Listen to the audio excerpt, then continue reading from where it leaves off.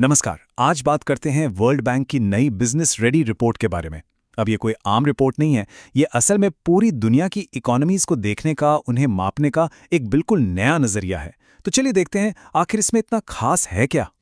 तो सबसे पहला सवाल, दुनिया की सबसे मशहूर बिजनेस रैंकिंग अचानक से गायब क्यों हो गई? हाँ, कई लोगों ने शायद नोटिस किया होगा कि वर्ल्ड बैंक की वो बहुत फेमस डूइंग बिजनेस रिपोर्ट अब दिखती नहीं है। तो सवाल उठता है, भाई हुआ क्या? और इससे भी जरूरी सवाल, इसकी जगह अब क्या है?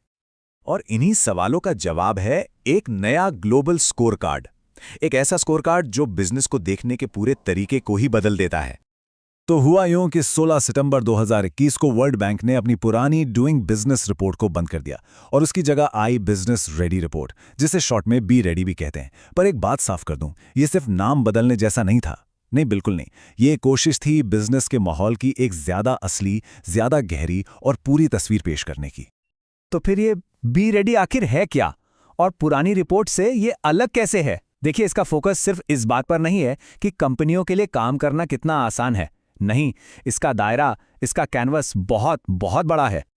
बी रेडी का जो पूरा मिशन है ना, वो इस एक लाइन में छिपा है। देखिए, अब तक सारा ध्यान इस पर था कि सरकारें बिजनेस के फायदे के लिए क्या कर सकती हैं, लेकिन अब सवाल बदल गया है। अब सवाल यह है कि बिजनेस सबकी भलाई के लिए क्या कर सकते हैं, यानी कि अब वर्कर, कस्टमर और यहां तक कि पर्यावरण, इन सबके नजरिए को भी इसमें शामिल किया गया है। और ये एक बहुत बड़ा शिफ्ट है। इस नए अप्रोच को समझने का एक बहुत आसान तरीका है। इसे एक हेल्थ चेकअप की तरह सोचिए। जो पुरानी रिपोर्ट थी वो बस ब्लड प्रेशर चेक करने जैसी थी, एक सिंगल नंबर। लेकिन ये जो नई बी रेडी रिपोर्ट है, ये एक फुल बॉडी चेकअप है, एक पूरा फिजिकल, जिससे बिजनेस के माहौल की एक एक नस की खबर मिलती है, एक पूरी क्लियर तस्वीर सामने आती है। तो सवाल ये है कि ये फुल बॉडी चेकअप होता कैसे है? वेल, बी रेडी इसके लिए 3 पिलर्स यानी 3 स्तंभों वाला एक फ्रेमवर्क यूज करता है। आइए इसे एक एक करके समझते हैं। पहला पिलर है रेगुलेटरी फ्रेमवर्क यानी नियामक ढांचा। इससे आप बिजनेस के माहौल का स्केलेटन यानी कंकाल समझ सकते हैं। मतलब वो सारे नियम कानून जिनकी एक कंपनी को जरूरत पड़ती है। दूसरा पिलर है पब्लिक सर्विसेज यानी सार्वजनिक सेवाएं। अब अगर नियम कानून शरीर का कंकाल हैं, तो पब्लिक सर्विसेज हैं उसकी नसें जो सिस्टम में जान डालती हैं। ये पिलर उन सभी सरकारी सुविधाओं को मापता है जो कंपनियों को उन नियमों को फॉलो करने में मदद करती हैं। और फिर आता है तीसरा और शायद सबसे जरूरी पिलर, ऑपरेशनल एफिशिएंसी यानी परिचालन दक्षता। सीधी भाषा में कहें तो जमीनी हकीकत क्या है? नियम कानून और सरकारी सेवाएं कागज पर चाहे जितनी भी अच्छी हों, क्या असल में कंपनियां उन्हें आसानी से इस्तेमाल कर पा रहे हैं? ये है असली टेस्ट।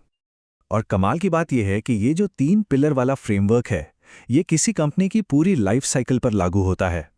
मतलब बी रेडी रिपोर्ट एक बिजनेस के शुरू होने से लेकर उसकी लोकेशन तय करने, टैक्स भरने और आखिर में अगर जरूरत पड़े तो बिजनेस बंद करने तक, ऐसे कुल 10 अलग-अलग स्टेजेस को एनालाइज करती है। तो चलिए अब इस रिपोर्ट की सबसे बड़ी फाइंडिंग पर आते हैं। एक ऐसी फाइंडिंग जिसे रिपोर्ट पब्लिक सर्विसेज गैप यानी सार्वजनिक सेवाओं का अंतर कहती है। तो आखिर ये है क्या? जब इस नए चश्मे से दुनिया भर की इकोनॉमीज को देखा गया, तो एक बहुत ही दिलचस्प पैटर्न उभर कर सामने आया। और वो पैटर्न ये है, पूरी दुनिया में औसतन देशों का पहला पिलर मतलब नियम बनाने का स्कोर काफी अच्छा है, लेकिन दूसरा पिलर यानी उन नियमों को लागू करने में मदद करने वाली पब्लिक सर्विसेज का स्कोर सबसे कम है। यही है इस रिपोर्ट की सबसे बड़ी और सबसे जरूरी खोज।